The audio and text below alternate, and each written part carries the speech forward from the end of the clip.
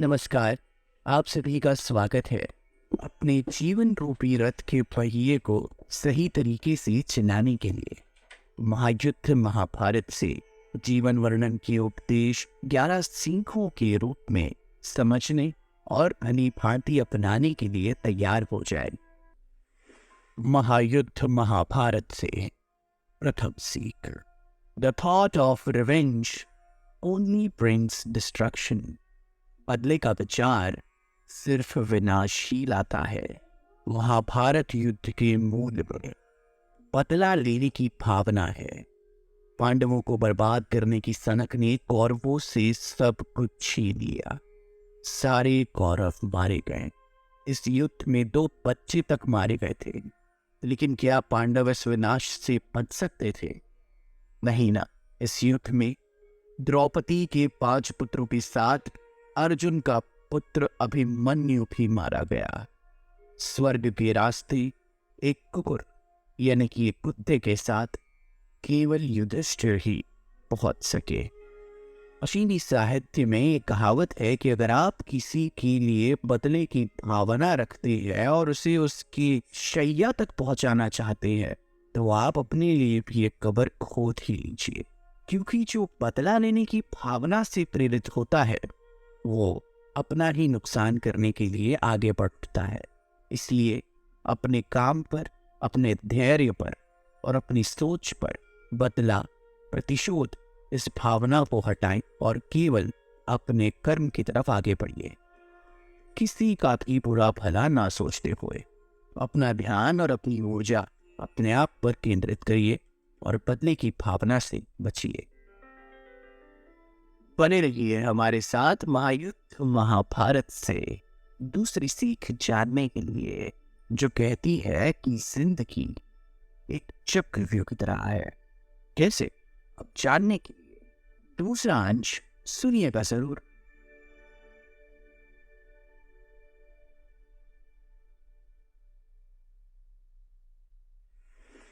महायुद्ध महाभारत से दूसरी सीख। लाइफ इज चक्रव्यूह। जिंदगी एक चक्रव्यूह की तरह है। जीवन के चक्रव्यूह के अंदर जाना हमारा कर्म है और उसी से निकलना हमारा फल है। फल पर हमारा अधिकार न तो आज है, न कल था और न कभी होगा। हमारा कर्म सबसे ऊपर है और हमेशा अमर रहेगा। जीवन एक चक्रव्यूह है और हम सभी अभिमन्यु की भांति उससे जूझ रहे हैं। हम चक्रव्यूह के अंदर जाने का रास्ता तो जानते हैं, लेकिन इस जद्दोजहद से भरी जिंदगी, जीवन नामक चक्रव्यूह को छोड़ने का तरीका नहीं जानते हैं। तो जब तक इस चक्रव्यूह में हो, डट कर और जमकर लड़ाई करो। कोई ना कोई मार्ग जरूर निकल आएगा। इसका बहुत ही सरल और सटीक उदाहरण ये होगा डॉन फिल्म अमिताभ बच्चन और हेलेन का ये दृश्य। जब हेलेन अमिताभ बच्चन के साथ होती है और उन्हें बाद में पता चलता है कि ये तो पुलिस की इन्फॉर्मेंट है और इन्हें यहाँ पर पकड़वाने आई हैं, और पुलिस और उनके सिपाहियों ने उन्हें चारों तरफ से घेर लिया होता है। उनके बचने का कोई रास्ता नहीं होता। यहाँ तक कि उनकी बंदूक में गोलियां भी हेलेन चुरा लेती है, छुपा देती है, या मान लीजिए कि फेंक देती है, जिस कारण से कोई रास्ता नहीं बचता डॉन के पास, अमिताभ बच्चन के किरदार के पास, कि वो वहां से जिंदा और सही सलामत बचकर निकल सके, क्योंकि हर कदम पर तो पुलिस का पहरा है। तब अमिताभ बच्चन का किरदार ये दिमाग लगाता है कि उन्हें पता है कि बंदूक में गोलियां नहीं है। एलन के किरदार को पता है कि बंदूक में गोलियां नहीं है, लेकिन पुलिस वालों को नहीं पता कि बंदूक में गोलियां नहीं है। तो डेयरिंग, कॉन्फिडेंस और अपने आप में एक दृढ़ निश्चय कर ये निकलता है किरदार डॉन बाहर कनपट्टी पर बंदूक धरे हुए हेलेन, और सबको ऐसा लगता है कि अगर हमने कोई भी हरकत की तो हेलेन जान गंवा सकती है। तो बस इसी जद्दोजहद से गुजरते हुए डॉन यानी कि अमिताभ बच्चन का किरदार उस चक्रव्यूह को तोड़कर बाहर निकल जाता है, और कभी किसी को ये पता भी नहीं चला कि उस पूरे दृश्य के दौरान डॉन का सबसे बड़ा हथियार या कवच उनके हाथ में उनकी बंदूक नहीं, बल्कि उनका खुद का दिमाग, वो डेयरिंग और चक्रव्यूह को भेद कर बाहर निकलने का खुद से किया दृढ़ निश्चय था, जो उन्हें डॉन कहला गया। किरदार गलत था, उसके इरादे गलत थे, लेकिन चक्रव्यूह को तोड़कर, चक्रव्यूह को भेद कर, दिमाग का इस्तेमाल कर बाहर निकला कैसे जाता है, ये दृश्य भली भांति इस पूरी सीख का सबसे बड़ा, सबसे सरल और सटीक सटीक उदाहरण है आईना है। बने रहिए हमारे साथ महायुद्ध महाभारत से तीसरी सीख जानने के लिए, जो कहती है कि हमेशा किसी भी चीज का पूरा ज्ञान प्राप्त करना अत्यंत जरूरी है। भला क्यों और कैसे, ये जानने के लिए तीसरा अंश सुनिएगा जरूर।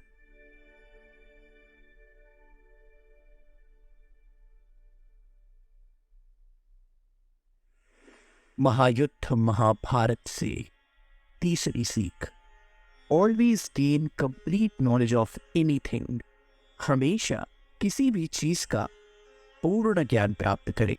महाभारत में यह बताया गया है कि अभिमन्यु ने अभिमान में चक्रव्यूह को भेदने की शिक्षा ली, लेकिन इससे बाहर निकलने की शिक्षा नहीं ले सका।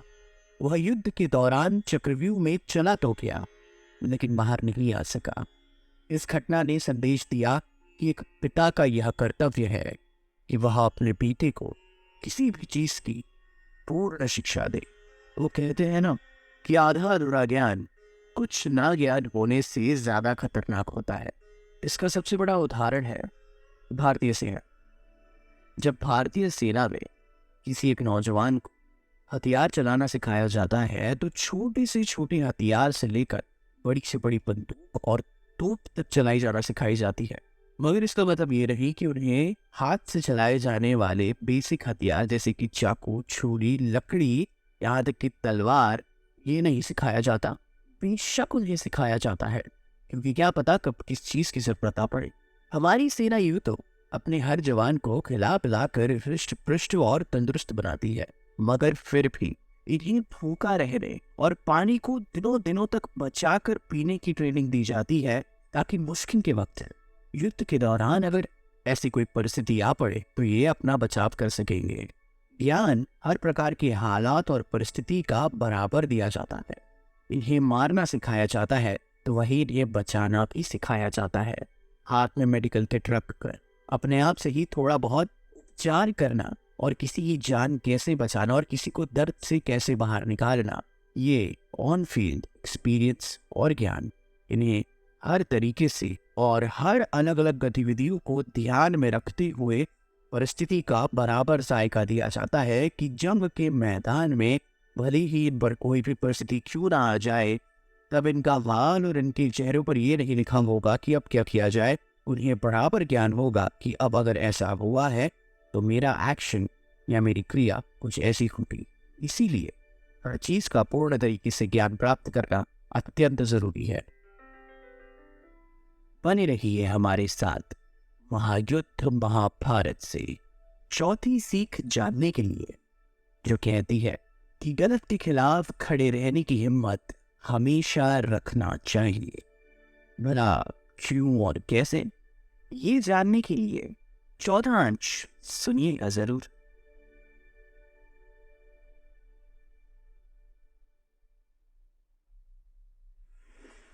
महायुद्ध महाभारत से चौथी सीख, be brave to stand against strong. गलत के खिलाफ खड़े होने और आवाज उठाने का साहस रखें। महाभारत का हर अध्याय और हर कहानी हमें अपने परिवार की रक्षा के लिए साहस के साथ गलतियों के खिलाफ खड़ा होना सिखाती है। महाभारत के युद्ध के दौरान पांडवों ने अपने परिवार को बचाने के लिए कितने ही शूरवीरों ने अपनी प्रतिज्ञा, अपना कर्म और अपने परिवार को बचाने हेतु अपने जीवन का बलिदान कर दिया, और यह उनके परिवार के प्रति उनकी देखभाल और स्नेह साबित करता है। गलत के खिलाफ खड़े होने के लिए बहादुर बनना जरूरी है, वरना अन्याय करने वाला कभी नहीं रुकता और न्याय की कोई गुंजाइश नहीं बचती। पूरे विश्व भर में न जाने कितने उदाहरण हैं ऐसे लोगों के, ऐसे विचारों के जिन्होंने गलत के खिलाफ आवाज उठाई। हमारे अपने महात्मा गांधी, जिन्होंने ब्रिटिश साम्राज्य के अन्याय के खिलाफ अपनी नींव रखी और चलते चलते पूरे भारत देश को आज़ादी से बनाया। साउथ अफ्रीका के प्रथम प्रेसिडेंट नेल्सन मंडेला, जिन्होंने अपार्थाइड के खिलाफ आवाज उठाई और गोरे लोगों के द्वारा काले लोगों पर किए जा रहे अन्याय के खिलाफ आवाज उठाने पर उन्हें जेल की सलाखों के पीछे तक टाला गया। मगर 2 दशक से भी ज्यादा जेल में बिताने के बाद उनके क्रांतिकारी विचार नहीं टूट सके, उनका आज़ाद व्यक्तित्व नहीं टूट सका और वो साउथ अफ्रीका के प्रथम प्रेसिडेंट बने आज़ादी उपरांत। अमेरिका के मार्टिन लूथर किंग जूनियर, जिन्होंने भी रेसिज्म यानी कि नस्ल के आधार पर अन्याय और सरकार के रवैये और लोगों के कुछ कानूनों के खिलाफ आवाज उठाई और अमेरिका में जातिवाद, नस्लवाद और नफरत के उस बीच को जो बड़ा पेड़ का रूप धारण कर चुका था उसे कुचल दिया और एक नए आज़ादी से भरे एकता में समाये हुए बीज को जन्म दिया। तो बस हर जगह की यही कहानी है, जहाँ जहाँ अन्याय का पाला, अन्याय का घड़ा बढ़ा है, वहाँ किसी न किसी इंसान ने और किसी न किसी संगठन ने अपनी आवाज़ उठाई है और बहादुरी से उसके खिलाफ अपने आप को समर्पित किया है।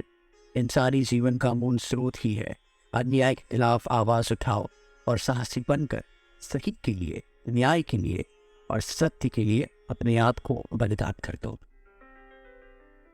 बने रहिए हमारे साथ महायुद्ध महाभारत से 5वीं सीख जानने के लिए, जो कहती है कि युद्ध में सब कुछ जायज है, भला क्यों और कैसे।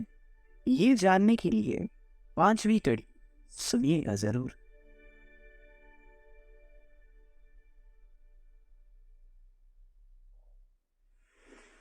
महायुद्ध महाभारत से 5वीं सीख। Everything is fair in war. जंग में, युद्ध में सब कुछ जायज है, सब कुछ उचित है। क्या आप जानते हैं कि श्री कृष्ण ने अभिमन्यु की मृत्यु को क्यों नहीं रोका और पूर्ण महाभारत में कोई हथियार क्यों नहीं उठाया? इसके पीछे कारण यह है कि अर्जुन कौरवों के साथ युद्ध में कटौती करने से हिचक रहे थे, क्योंकि वे सभी उनके बंधु थे, उनके भाई थे। हालांकि युद्ध चल रहा था, लेकिन अर्जुन का दिल अपने ही लोगों के खिलाफ लड़ने में विचलित हो गया था। ऐसी स्थिति में अभिमन्यु की मृत्यु ने इस पूरे युद्ध को उलट दिया।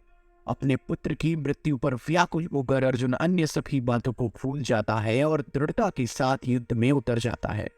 ऐसा कहा जाता है कि यह श्री कृष्ण की युद्ध नीति थी।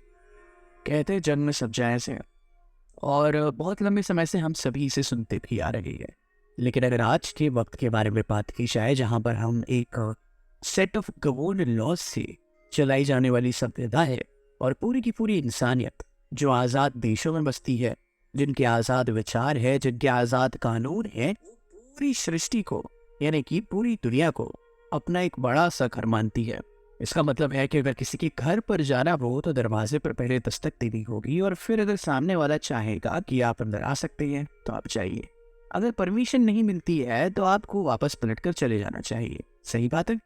2016 में पाकिस्तान के रास्ते से आए हुए कुछ मिलिटेंट्स, आतंकवादी या खुद पाकिस्तानी सेना, क्या पता किसने जाना किसने पहचाना, पूरी हमारे कश्मीर बेस कैंप पर, आर्मी बेस कैंप पर सोते हुए सोल्जर्स का कत्लेआम किया, उन्हें मारा, उन्हें लड़ने का मौका तक नहीं दिया और वो वीरगति को प्राप्त हुए। इससे हमने एक चीज़ ज़रूर सीखी कि जंग में जो भी होता है सब कुछ जायज़ है।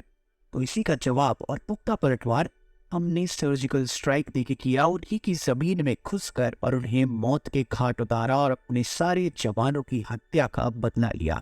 और सबसे पहले हमारे प्रधानमंत्री ने पाकिस्तान की एडमिनिस्ट्रेशन को कॉल कर ये बताया कि हमने आपकी ज़मीन पर एक सर्जिकल स्ट्राइक की है। अपने भारतीय सेना के वीर जवानों को भेजा, जिसमें हमने सो कॉल्ड मिलिटेंट्स को साफ कर दिया। यही होता है कि जंग में सब कुछ जायज़ है, ऐसे को तैसा। बने रहिए हमारे साथ महायुद्ध महाभारत से 6ठी सीख जानने के लिए, जो कहती है कि हमेशा अपने माता पिता और अपने बड़ों का सम्मान और आदर कीजिए। भला क्यों और कैसे, ये जानने के लिए 6वीं कड़ी सुनिएगा जरूर।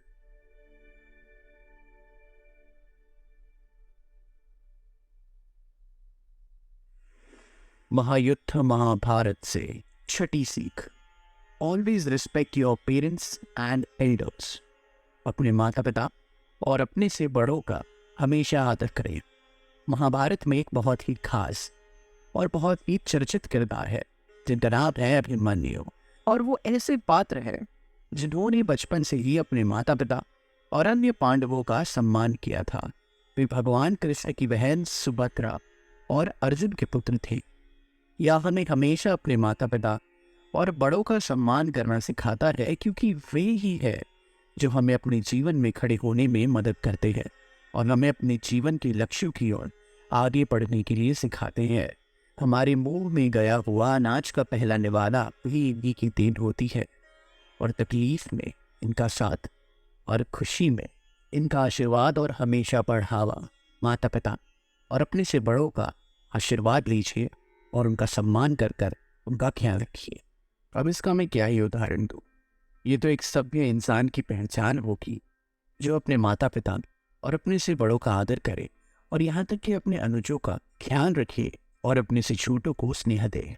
ये बहुत ही आम पर उसी वक्त पर बहुत ज़रूरी बात है कि ऐसे आचरण, ऐसे तौर तरीके और जीवन जीने का एक सभ्य तरीका किसी इंसान में है या नहीं। माता पिता सबसे बड़ी कुंजी है। माता पिता की सेवा से बड़ा कोई सेवा नहीं, कोई धर्म नहीं। अपने बड़ों का आशीर्वाद और अपने बड़ों से प्यार करना आपको जीवन में बहुत आगे तक ले जाएगा और नाजुक से नाजुक परिस्थितियों में भी आपके लिए हिम्मत और प्रेरणा स्रोत बनकर आपको हौसला दिलाएगा। बहुत नसीब से और बहुत किस्मत वालों को माता पिता का आशीर्वाद प्राप्त होता है, और जिनको नहीं होता उनके लिए तो दुनिया ही उसकी माई बाप। किसी से प्यार मिला तो प्यार ले लिया, किसी से फटकार मिली तो सह लिया। माता पिता है तो सब कुछ है। उनका ध्यान रखिए, ख्याल रखिए और उनके साथ जीने में जिंदगी के सुख को समझिए। सबसे ज़्यादा, सबसे खूबसूरत और सबसे सुकून देने वाला एहसास उन्हीं की छाया में प्राप्त होगा। बने रहिए हमारे साथ महायुद्ध महाभारत से 7वीं सीख जानने के लिए, जो कहती है कि मुश्किल वक्त के दौरान अपनी हिम्मत और अपनी ताकत को न खोइए। भला क्यों और कैसे, ये जानने के लिए 7वीं सीख सुनिएगा जरूर।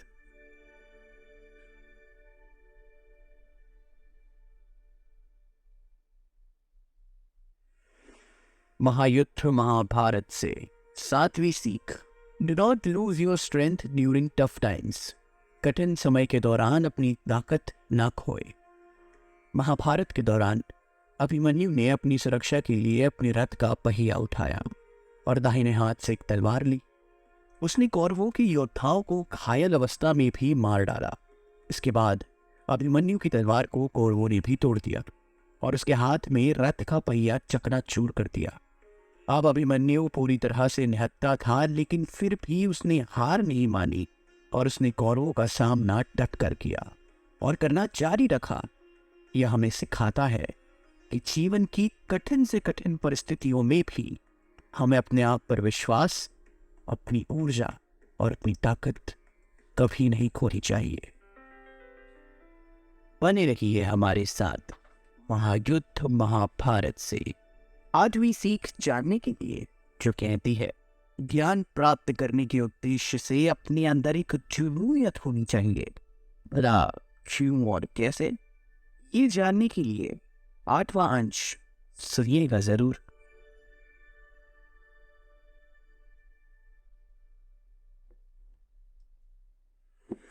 महायुद्ध महाभारत से 8वीं सीख, be obsessed to gain knowledge.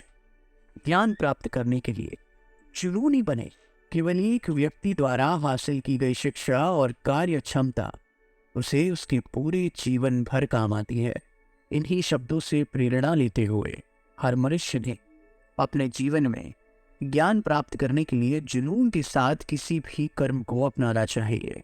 इसी प्रकार अभिमन्यु ने अपनी माँ सुभद्रा के गर्भ से ही ज्ञान प्राप्त करना शुरू कर दिया था और उनका ये ज्ञान प्राप्ति का सिलसिला कभी न रुका। जुनून के साथ उन्होंने हर कर्म को अपनाया और हर कार्य को सही अंजाम दिया, अंत में अपने प्राणों की आहुति तक देकर।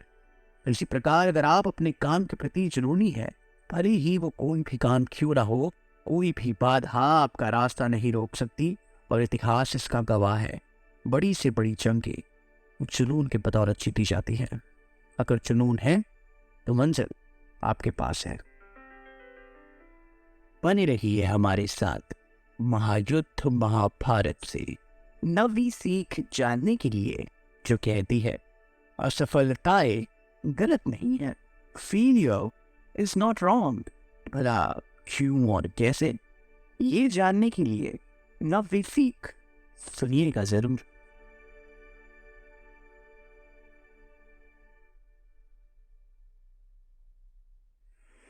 महायुद्ध महाभारत से नॉवल सीख। Failure is not wrong. असफलता गलत नहीं है। जीवन एक लंबी यात्रा है और इसमें यह स्पष्ट है कि हम इस यात्रा में विजय और विफलता को देखने जा रहे हैं। असफलताओं के कारण आशा नहीं खोते, गरिमा के साथ विफलता को स्वीकार करने की ताकत रखते हैं, जैसा कि अभिमन्यु ने महाभारत के युद्ध में किया था। इसका सबसे बड़ा उदाहरण है हमारे भारतीय क्रिकेट टीम के पूर्व कप्तान महेंद्र सिंह धोनी, जिन्होंने अपनी बेशुमार बल्लेबाजी के चलते भारतीय क्रिकेट टीम में बतौर बल्लेबाज अपनी जगह बनाई।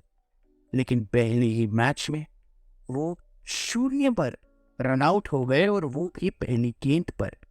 किसी भी नए खिलाड़ी के लिए अपने पहले ही मैच में एक ऐसा हर्ष पाना उसे निराश और तोड़ सकता है। असफलता उन पर भारी पड़ सकती थी, मगर उन्होंने एक शांत मस्तिष्क के साथ और एक उम्मीद के साथ अपने आने वाले मैचेस पर ध्यान दिया, और बाकी इतिहास गवाह है।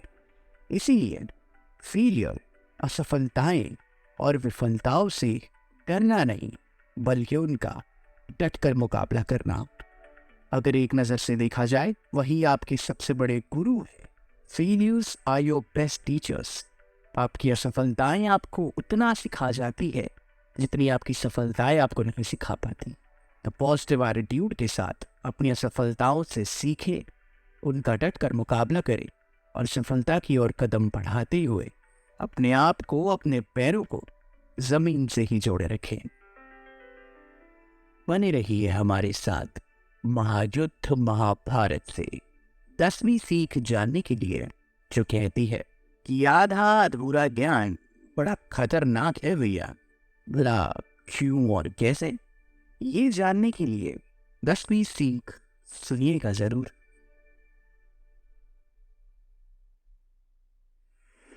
महायुद्ध महाभारत से 10वीं सीख। Incomplete knowledge is too dangerous. अधूरा ज्ञान बहुत खतरनाक है।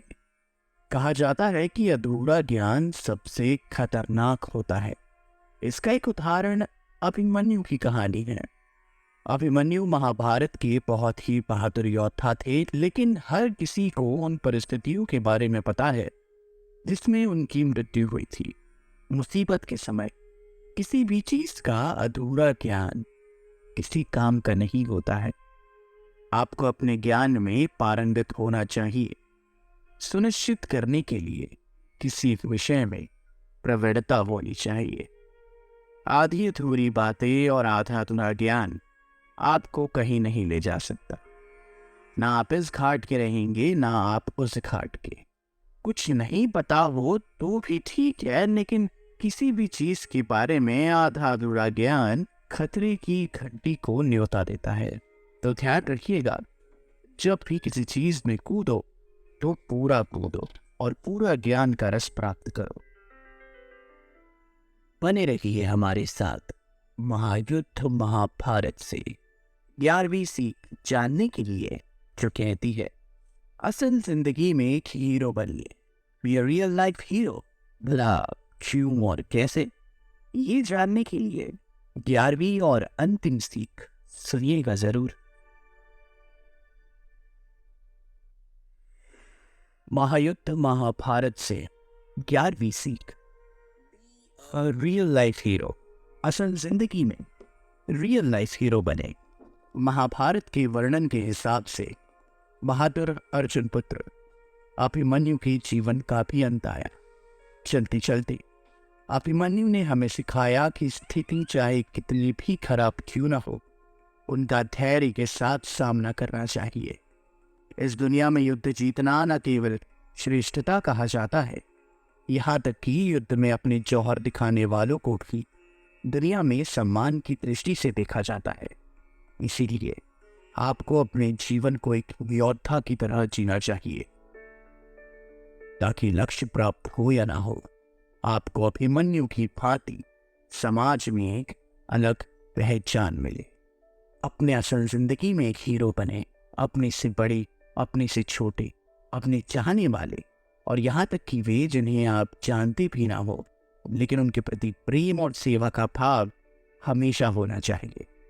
उनकी जिंदगी को आप उजागर कर सकते हैं अपने कर्मों से, ऐसे जोशीले कर्म जिसमें आप उनकी तरफ अपना हाथ बढ़ा रहे हैं और अपने कदम अग्रसर कर रहे हैं। और अगर लाइफ में हीरो बनने की प्रेरणा की जरूरत हो तो एक बार बॉर्डर पर तैनात हर उस सिपाही, उस सैनिक की याद कर लेना। क्षण मात्र में आपके अंदर एक ऊर्जा सी दौड़ जाएगी जो आपको रियल लाइफ में